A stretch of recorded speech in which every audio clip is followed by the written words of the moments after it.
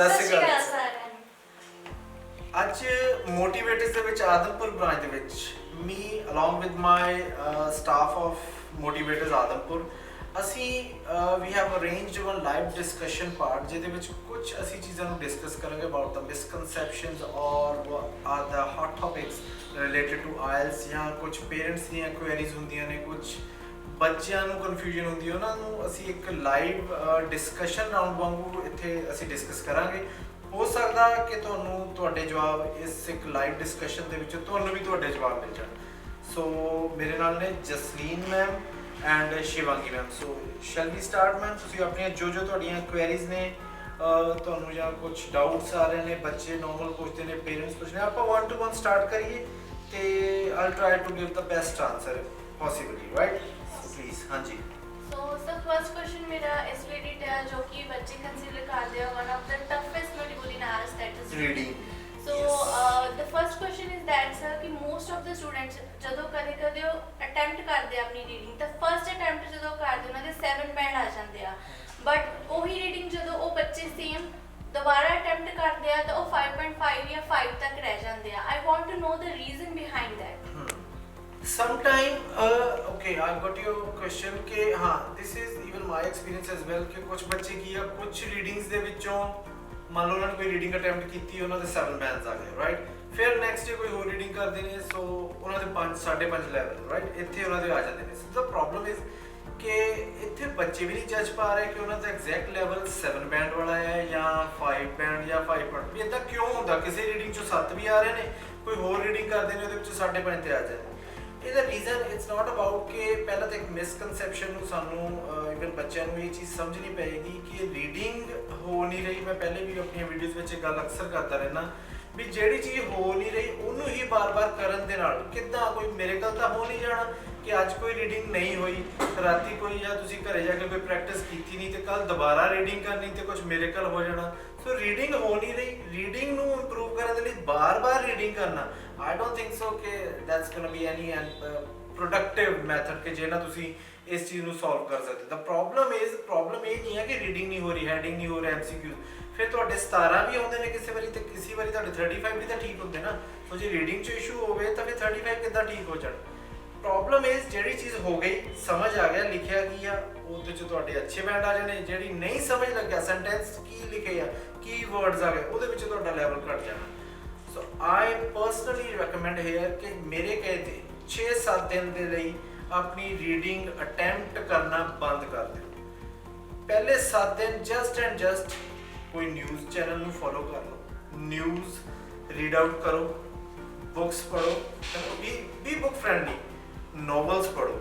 6-7 ਦਿਨ ਆਪਣੇ reading skills ਵਧਾਓ ਤਾਂ ਕਿ ਤੁਸੀਂ ਜੋ ਕੁਝ ਲਿਖਿਆ ਹੈਗਾ ਉਹ ਤੁਹਾਨੂੰ ਜ਼ਿਆਦਾ ਤੋਂ ਜ਼ਿਆਦਾ ਪਹਿਲੀ ਜਾਂ ਜ਼ਿਆਦਾ ਤੋਂ ਜ਼ਿਆਦਾ ਦੂਜੀ ਵਾਰੀ ਪੜ੍ਹੇ ਤੇ ਸਮਝ ਆ ਜਾਵੇ, ਕਿਉਂਕਿ ਉਹਦੇ ਨਾਲ ਹੀ ਤੁਹਾਡੀ ਟਾਈਮ ਮੈਨੇਜਮੈਂਟ ਦੀ ਜਿਹੜੀ ਸਟ੍ਰੈਟਜੀ ਨੇ ਉਹ ਵੀ ਸਾਰਾ ਕੁਝ ਉਹਦੇ ਨਾਲ ਹੀ ਹੈ।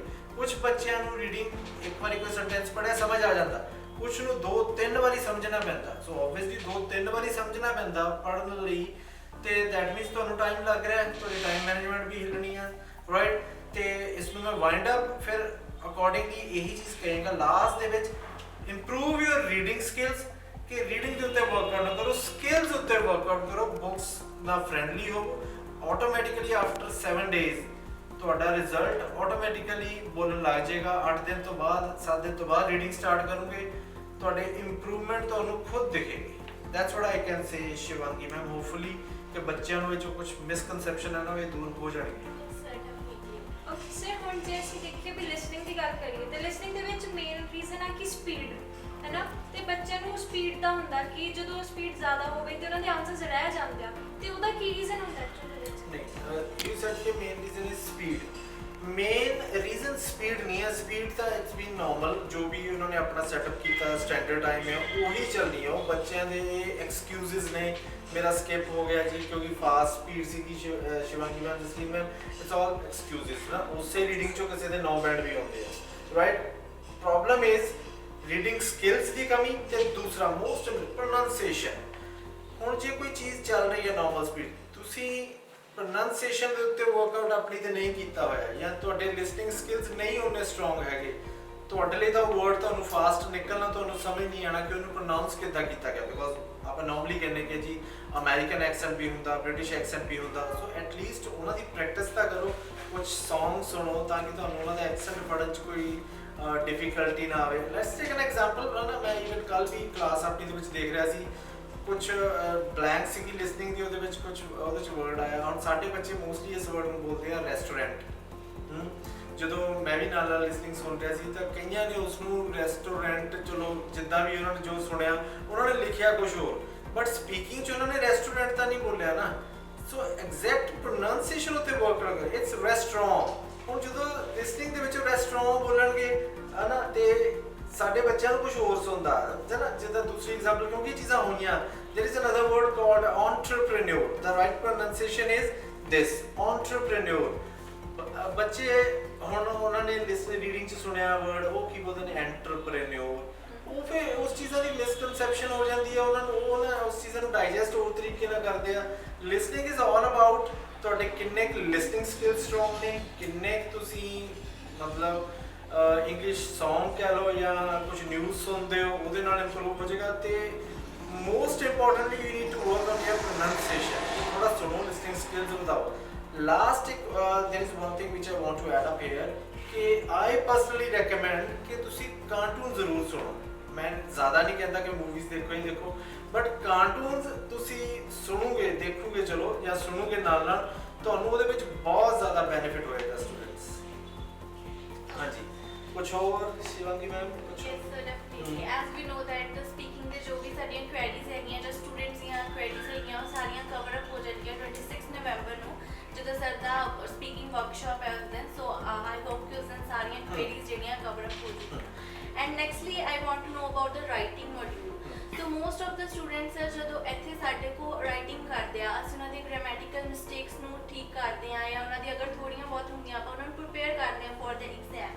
ਬਟ ਐਗਜ਼ਾਮ ਦੇ ਵਿੱਚ ਜਦੋਂ ਉਹ ਦੇ ਕੇ ਆਉਂਦੇ ਆ ਐਗਜ਼ਾਮ, ਆਫਟਰ ਦੈਟ ਉਹਨਾਂ ਦਾ ਰਿਜ਼ਲਟ ਕਈ ਵਾਰ ਹੁੰਦਾ ਹੈ ਕਿ ਉਹ 5.5 ਤੇ ਰਹਿ ਜਾਂਦੇ, ਜਦਕਿ ਕਲਾਸ ਦੇ ਵਿੱਚ ਇੱਥੇ ਸਾਡੇ ਕੋਲ ਉਹਨਾਂ ਦੇ ਸਕੋਰ ਅੱਛੇ ਆਉਂਦੇ ਆ। So I want to know the reason behind this. ਠੀਕ ਹੈ, ਠੀਕ ਹੈ, ਓਕੇ।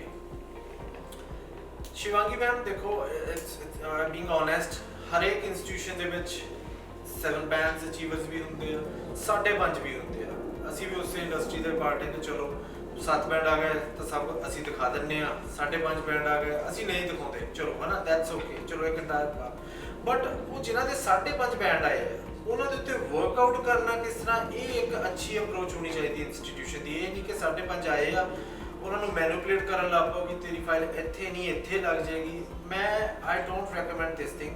ਜੇ ਇੱਕ ਵਾਰੀ ਬਾਕੀਆਂ ਚੋਂ ਆ ਗਏ, ਜੇ ਇੱਕ ਤੇ ਚੋਂ 5.5 ਆਏ, ਉਹਦੇ ਲਈ ਆਈ ਥਿੰਕ ਵੀ ਨਾਰਮਲੀ ਆਪਾਂ ਇੱਕ ਦੋ ਸਟ੍ਰੈਟਜੀ ਬਣਾਈ ਹੈ ਕਿ 1 ਮੋਡਿਊਲ ਇਨ 1 ਡੇ, ਹੈ ਨਾ, ਆਪਾਂ ਇਹ ਵੀ ਫੋਲੋ ਕਰਦੇ ਹਾਂ। ਫਿਰ ਆਪਾਂ ਉਹਨਾਂ ਨੂੰ, ਉਹ ਚੱਲ ਰਿਹਾ ਆਲਰੇਡੀ, ਹੈ ਨਾ, ਉਹ ਹੋ ਰਿਹਾ ਨਾ। ਬਟ ਸਟਿਲ ਰਾਈਟਿੰਗ ਦੇ ਜੇ ਐਜ਼ ਯੂ ਸੇਇੰਗ ਕਿ ਬੱਚੇ ਇੱਥੇ ਵਧੀਆ ਪਰਫਾਰਮ ਕਰਦੇ, ਤੁਸੀਂ ਸਾਰੀਆਂ ਉਹਨਾਂ ਦੀਆਂ ਰੈਕਟੀਫਿਕੇਸ਼ਨ ਜੋ ਕਰਦੇ ਹੋ, ਫਿਰ ਵੀ 5.5 ਕਿਉਂ ਦੇ? ਇਹਦਾ ਲਾਸਟ ਇੱਕੋ ਹੀ ਆਨਸਰ ਆ, task achievement.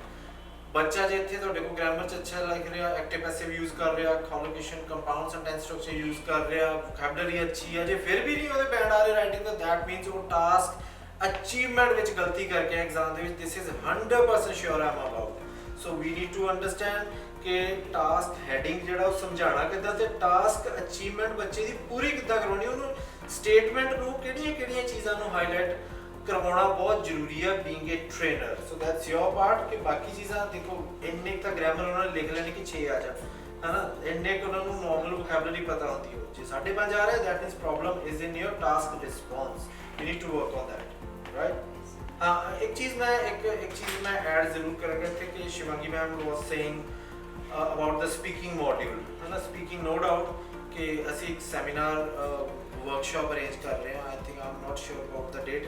Is it 26th of November? We are going to organize one workshop, particularly that will be based on speaking part. Why we are planning this? First round the practice ਸਾਰੇ ਕਰਵਾਉਂਦੇ ਨੇ, Q card ਦੀ practice ਕਰਵਾਉਂਦੇ ਨੇ, ਕੁਝ ਮਗਅਪਸ Q card ਕਰ ਲੈਂਦੇ ਬੱਚੇ, ਯਾਦ ਕਰ ਲੈਂਦੇ ਆ, ਬਟ ਜਿਹੜਾ ਫੋਲੋ ਅਪਸ ਆ ਉਹਦੀ ਪ੍ਰੈਕਟਿਸ ਦੀ ਬਹੁਤ ਜ਼ਿਆਦਾ ਲੋੜ ਹੈ, ਬਿਕੋਜ਼ ਉਹ ਹੀ ਇੱਕ ਤਰ੍ਹਾਂ ਕਹਿ ਲਓ ਕਿ ਜ਼ਿਆਦਾ ਵੇਟੇਜ ਵਾਲਾ ਰਾਊਂਡ ਹੈ। ਕਿਊ ਕਾਰਡ ਤਾਂ ਹੈ ਹੀ ਹੈ, ਬਟ ਥਰਡ ਰਾਊਂਡ ਨੂੰ ਵੀ ਅਸੀਂ ਨਿਗਲੈਕਟ ਨਹੀਂ ਕਰਨਾ। ਸ਼ਾਰਟ ਦੇ ਵਿੱਚ ਮੈਂ ਦੋ ਚੀਜ਼ਾਂ ਡਿਸਕਸ ਕਰਾਂਗਾ, ਬਾਕੀ ਆਪਾਂ ਵਰਕਸ਼ਾਪ ਦੇ ਉੱਤੇ ਮਿਲਾਂਗੇ। ਤੁਹਾਨੂੰ आफ्टर अटेंडिंग माई वर्कशॉप ਤੁਹਾਨੂੰ ਕੋਈ ਵੀ ਕਿਸੇ ਚੀਜ਼ ਦਾ ਕੋਈ 1% ਵੀ ਡਾਊਟ ਨਹੀਂ ਰਹੇਗਾ ਕਿ ਅਸੀਂ ਫਰਸਟ ਰਾਉਂਡ ਦੇ ਵਿੱਚ ਆਨਸਰ ਕਿੱਦਾਂ ਐਗਜ਼ੈਜਰੇਟ ਕਰ ਸਕਦੇ ਹਾਂ, ਕਿ 2 ਲਾਈਨਾਂ ਦੇ ਨਾਲ ਗੱਲ ਨਹੀਂ ਬਣਨੀ, 4 to 5 ਲਾਈਨਸ ਕਿੱਦਾਂ, ਕਿਹੜਾ ਮੈਥਡ ਤੁਸੀਂ ਯੂਜ਼ ਕਰਕੇ ਆਟੋਮੈਟਿਕਲੀ ਤੁਹਾਡੀਆਂ 4 to 5 ਲਾਈਨਸ ਬਣ ਜਾਣਗੀਆਂ। ਇਹ ਮੈਥਡ ਡਿਸਕਸ ਕਰਾਂਗੇ। ਕਿਊ ਕਾਰਡ ਦੇ ਵਿੱਚ particularly that's my favorite and even that's have proven successfully। मेरे बच्चे ने 8.5 bands just because of that strategy उन्होंने bands लेने, that is PPF method that I normally recommend। we'll discuss about that as well। in the last round normally student give answer 2 लाइना ਦਾ means according to first round ਦੇ ਹਨਾ answer ਦਿੰਦੇ, ਕਿਉਂਕਿ because they don't have any strategies ਕਿ ਅਸੀਂ ਕਿੱਦਾਂ discussion part means to what you need to discuss about the whatsoever the question being asked by the examiner, you need to discuss means student ਇੱਕ ਤਰਫਾ ਗੱਲ ਕਰਦੇ ਨੇ, ਜੋ question ਪੁੱਛਿਆ ਗਿਆ ਉਹਦਾ ਦੂਸਰਾ ਪਾਰਟ ਡਿਸਕਸ਼ਨ ਦਾ ਹੁੰਦਾ ਨਾ, ਉਹ ਆਲਵੇਜ਼ ਮਿਸ ਕਰਦੇ ਨੇ। ਉਹੀ ਚੀਜ਼ਾਂ ਆਪਾਂ ਸਟ੍ਰੈਟਜੀ ਸਾਰੀਆਂ ਉਧਰ ਲਾਈਵ ਵਰਕਸ਼ਾਪ ਦੇ ਵਿੱਚ ਡਿਸਕਸ ਕਰਾਂਗੇ। So hopefully we that's going to be the most productive day of your life if you're IELTS aspirant, or especially if you are a repeater। sorry to say repeaters word, but after attending my seminar definitely you will be achiever from repeaters, right?